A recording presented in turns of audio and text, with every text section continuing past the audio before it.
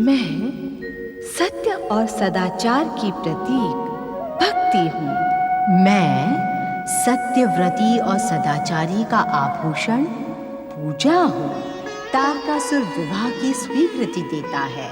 नंदी के संकेत पर शिवगण असुरों को आहत कर देते हैं। कैलाश में शिव पुत्र के न मिलने से निराश कंप और अकंप ने आकाश में नारद को रोक लिया। असुरों द्वारा मार्ग अवरुद्ध होने पर देवर्षि नारद ने हंसते हुए कहा, नारायण नारायण, तुम दुष्ट और हठी होने के साथ साथ मूर्ख भी हो। ये तुमसे किसने कहा कि शिवपुत्र कैलाश में है? हमारे स्वामी स्वर्गाधिपति तारकासुर ने हमें कैलाश में जाकर शिवपुत्र को समाप्त करने की आज्ञा दी थी। तुमने ही तो स्वामी से कहा था कि शिवपुत्र जन्म ले चुका है। नारायण नारायण, तुम तो मात्र मूर्ख हो, किंतु तुम्हारा स्वामी महामूर्ख और महामूढ़ बुद्धि है। मैंने उससे ये कब कहा था कि शिवपुत्र कैलाश में है? तो फिर वो कहाँ है? तुम उसे ढूंढ ढूंढ कर मर भी जाओगे तब भी उस तक नहीं पहुंच पाओगे। बताओ शिवपुत्र कहाँ है? यदि तुमने सत्य नहीं बताया तो हम तुम्हें समाप्त कर देंगे।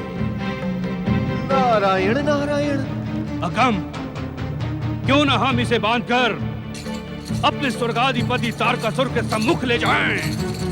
कम शिव गणों के प्रहार से हम जितने आहत हुए हैं, उससे भी अधिक आहत हम इस नारद को करेंगे।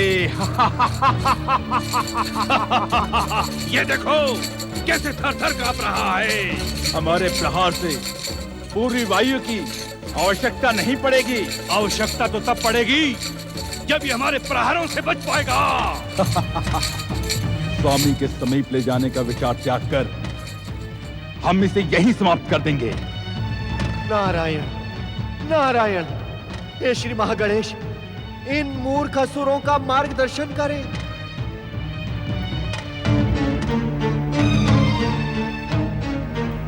सावधान असुरों, उधर देखो, शिवगण तुम्हें खोजते खोजते इधर ही आ रहे हैं।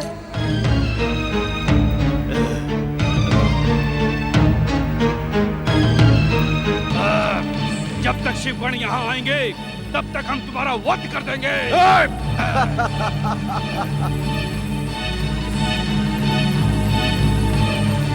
जीवित रहने के इच्छुक हो तो बताओ कहाँ है शिवपुत्र? नारायण नारायण, भाई असुरों, यदि मैंने तुम्हें बता भी दिया तब भी तुम उस तक नहीं पहुंच पाओगे। देखा, अपने ही प्रहार से एक और बार आहत हो गए तुम दोनों। शिवपुत्र नक्षत्र लोक में है। नारायण नारायण। नक्षत्र लोक? ये नक्षत्र लोक कहाँ है? कहाँ गए शिवगण? ये सब क्या माया है? रक्षा करो स्वर्गाधिपति तारकासुर, रक्षा करो। ये रहस्य हमें अपने स्वर्गाधिपति तारकासुर को बताना ही होगा। यदि ये समाचार भी असत्य रहा तो स्वामी हमें जीवित नहीं छोड़ेंगे। यदि ये समाचार सत्य भी हुआ तो भी हमारे स्वामी हमें जीवित नहीं छोड़ेंगे। क्या? अत्याचारी तारकासुर के भय से कंप व अकंप दोनों ही असुर चिंतित हो उठे और भय से थरथर कांपते हुए महाबलशाली स्वर्गाधिपति तारकासुर तक नारद द्वारा दी गई सूचना पहुंचाने स्वर्ग की ओर प्रस्थान करते हैं। दूसरी ओर इन बातों से अनभिज्ञ महाबली तारकासुर के जीवन का आज एक नया अध्याय प्रारंभ होने जा रहा है। अपनी माता एवं पितामही की आज्ञा पर असुर तारकासुर ने राक्षसी शांभुकी से विवाह कर लिया। विवाह के पश्चात सुसज्जित वातावरण में नववधू शांभुकी लज्जा से सिमटी हुई बैठी है।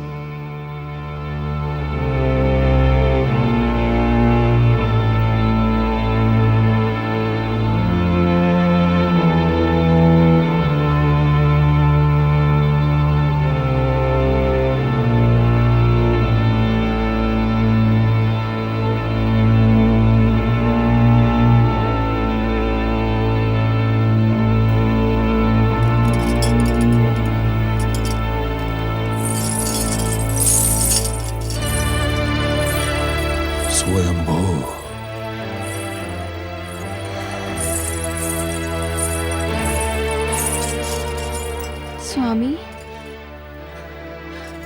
क्या पत्नी रूप में मुझे पाकर आप प्रसन्न नहीं हैं?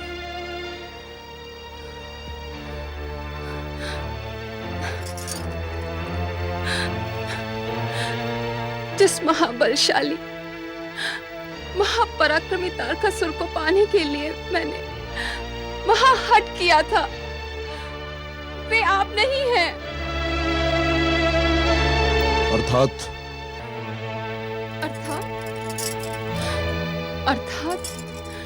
अपनी कल्पना में मैंने जिस तारकासुर से प्रेम किया था, वो अपनी पितामही और अपनी माता की प्रसन्नता के लिए तीनों लोगों का सम्राट बना था। वो दैत्य जाति और दैत्य नारियों के प्रति मन में महान आदर रखता था, किंतु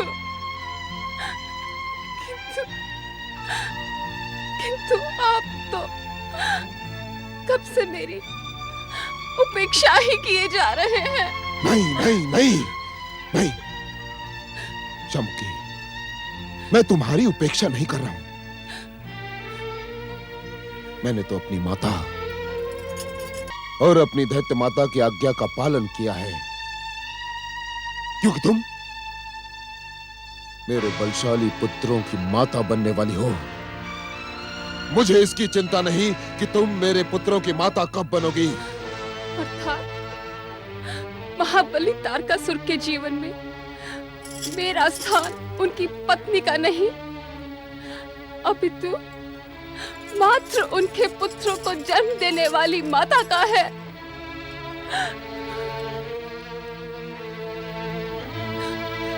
उपेक्षा के पश्चात ये अपमान भी मुझे प्रिय है स्वामी, क्योंकि मैं आपसे अत्यधिक प्रेम करती हूँ।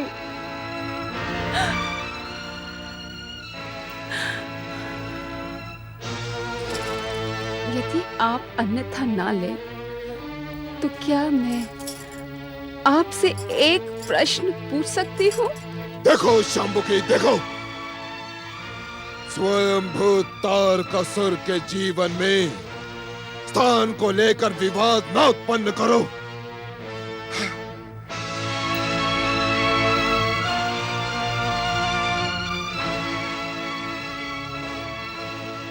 तुम एक नहीं अनेक प्रश्न पूछ सकती हो। पूछो, क्या पूछती हो?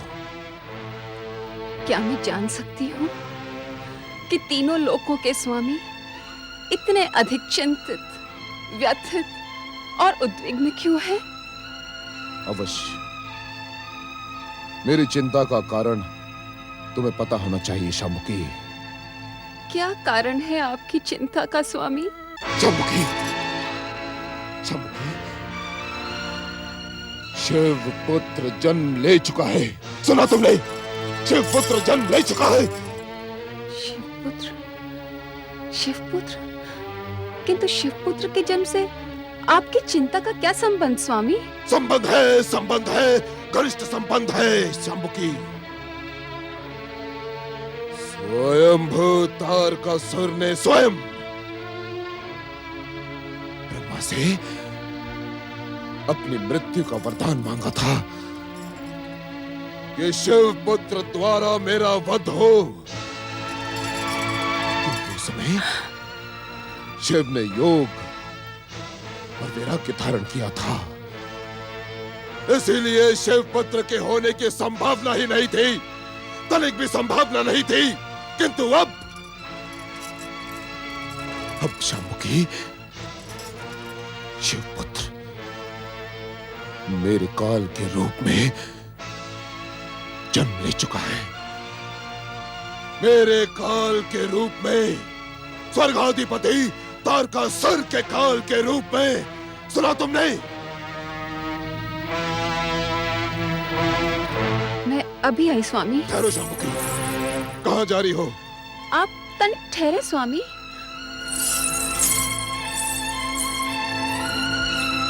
स्वयंभू,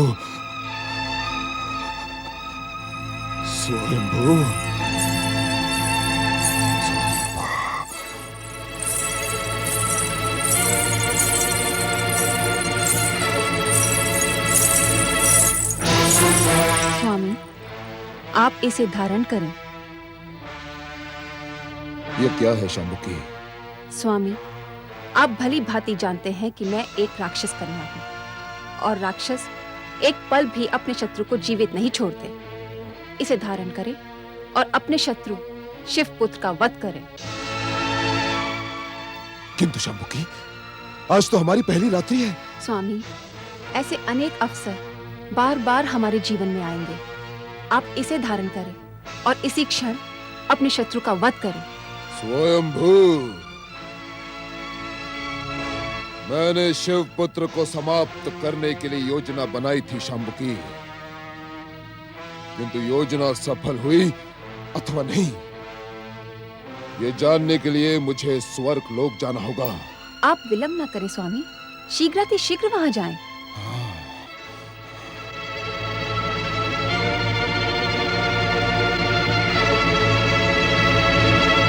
स्वयंभू, स्वयंभू, स्वयंभू।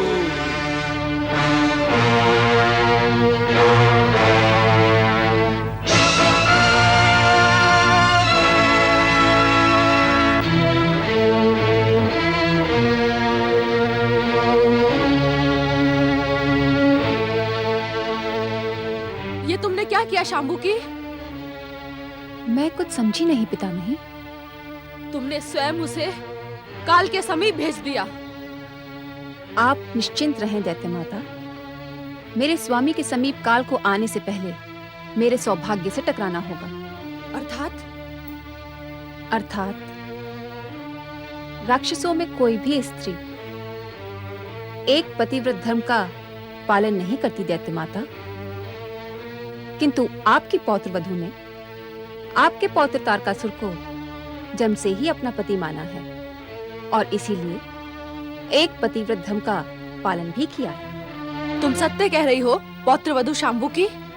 परम सत्य दैत्य माता, परम सत्य। इसी कारण मुझे विश्वास है कि मेरा एक पतिव्रत धर्म कदापि पराजित नहीं होगा।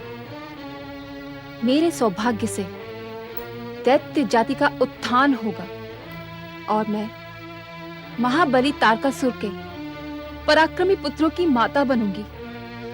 उससे पूर्व दैत्य माता, शिवपुत्र तो क्या, स्वयं काल भी मेरे स्वामी का बाल बांका नहीं कर सकता। शांबुकी, तुम्हें तारकासुर की पत्नी के रूप में पाकर मैं अति प्रसन्न हुई। मेरे आशीर्वाद के कारण तुम्हारी इच्छा पूर्ण हुए बिना संसार की कोई भी शक्ति तुम्हारे सौभाग्य को कलंकित नहीं कर सकती। ये दक्ष पुत्री दैत्य माता दिति का अटल वाक्य है, अटल वाक्य। देवी अदिति, महागणेश पूर्ण आहुति के लिए समस्त सामग्री यज्ञ कुंड को समर्पित करो। जो आज्ञा स्वामी। ओम आदिदेव महागणेशाय नमः। स्वाहा। ओम आदिदेव महागणेशाय नमः। स्वाहा। ओम आदिदेव महागणेशाय नमः। स्वाहा। ओम आदिदेव महागणेशाय नमः। स्वाहा। दर्शन दे महागणेश, दर्शन दे महागणेश, दर्शन दे श्री महागणेश, दर्शन दे श्री महागणेश, दर्शन दे श्री महागणेश। हे विश्व को वरदान देने वाले, हे जीव मात्र पर कृपा करने वाले श्री महागणेश, हे विनय के आभूषण विनायक, हे परम देव श्री महागणेश, हमारे महागणेश यज्ञ को सफल सिद्ध करने के लिए आप हमें परम पावन दर्शन देकर धन्य करें प्रभु। दर्शन दे श्री महागणेश, दर्शन दे श्री महागणेश, दर्शन दे श्री महागणेश, दर्शन दे श्री महागणेश, दर्शन दे श्री महागणेश। कृपा करें श्री महागणेश, हे भक्तवत्सल दर्शन दे, दर्शन दे श्री महागणेश, दर्शन दे प्रभु, दर्शन दे, दर्शन दे श्री महागणेश, श्री महागणेश दर्शन दे, दर्शन दे श्री महागणेश।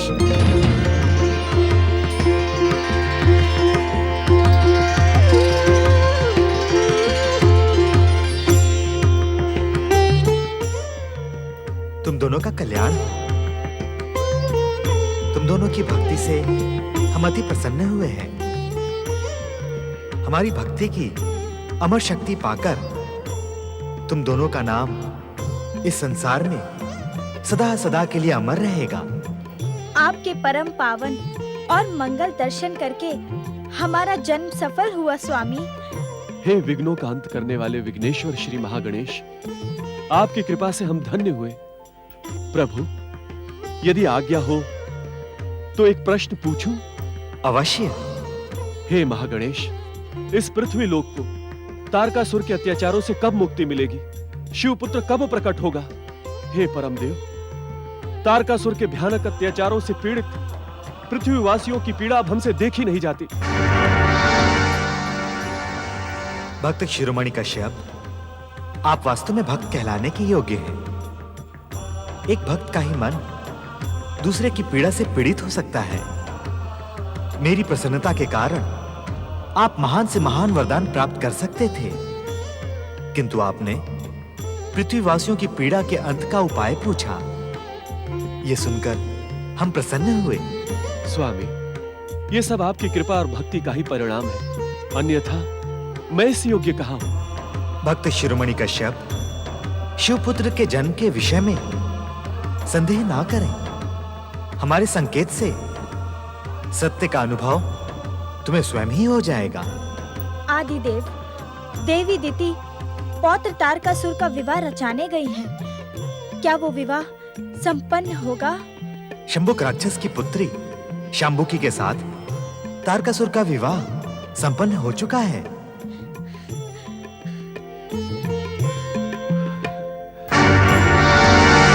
एक पतिव्रत धर्म का पालन करने वाली शांबुकी इस संसार की पहली राक्षसनी होगी। एक पतिव्रत धर्म का निष्ठापूर्वक पालन करने के कारण ही शांबुकी तारकासुर के 3 महापराक्रमी पुत्रों की माता बनेगी।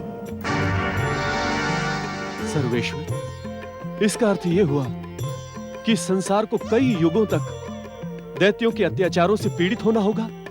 भक्त श्रेष्ठ कश्यप, जिस प्रकार तारकासुर का वध शिवपुत्र द्वारा होगा, उसी प्रकार तारकासुर के पुत्रों का वध स्वयं शिवजी करेंगे। तारकासुर के पश्चात दैत्य जाति का चरमोत्कर्ष इस शिखर तक कदापि नहीं पहुंचेगा।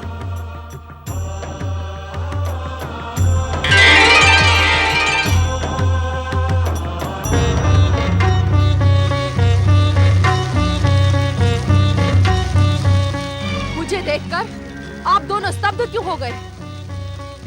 पाखंड भरी भक्ति का ढिंढोरा पीटने वाले आप दोनों को मैं भली भांति जानती हूँ।